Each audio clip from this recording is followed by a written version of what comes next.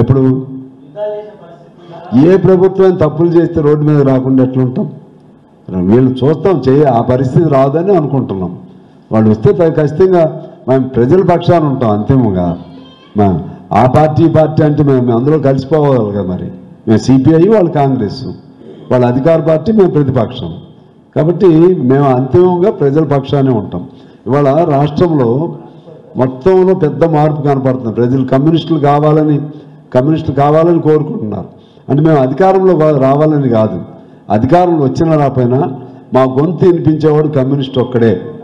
కమ్యూనిస్టులు ఉండాలి అనేది పెద్ద ఎత్తున నీకు ఒక్కొక్క దీనిలో చూస్తే మన సోషల్ మీడియాలో ఒక్కొక్క అంశం మీద 1 కోటి మంది పైన చూశారు. నేను మాట్లాడింది 1 కోటి మంది అదేది మన సాఫ్ట్వేర్ ఎంప్లాయీస్ సంబంధం. అంటే ప్రజలు దానిలో కామెంట్స్ అయితే వేల మంది పెడుతున్నారు కామెంట్స్. కమ్యూనిస్టులు ఉండాలి, ప్రజల తరఫున పోరాడేది వీళ్ళే అని. అందుకని మా రోజులు అంటూ మాకు వస్తాయి. ఇవాళ మిత్రపక్షం నిజంగా మా రోజులు మాకు వస్తాయి. ఇవాళ రేపు నాది ఈలోపు మేము ఎట్లయినా ప్రజల పక్షాన్ని ఉంటాం. Okay, thank you.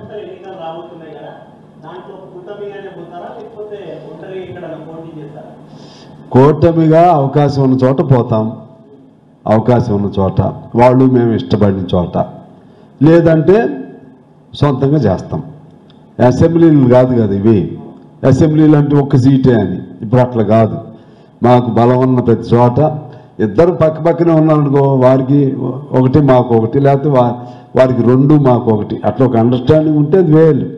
అది లేదనుకోండి, మేమేమి త్యాగమూర్తులు కాదు, త్యాగయ్యలం కాము, జీసస్లు కాము. మా పద్ధతిలో మేము పోతాం. Okay, thank you.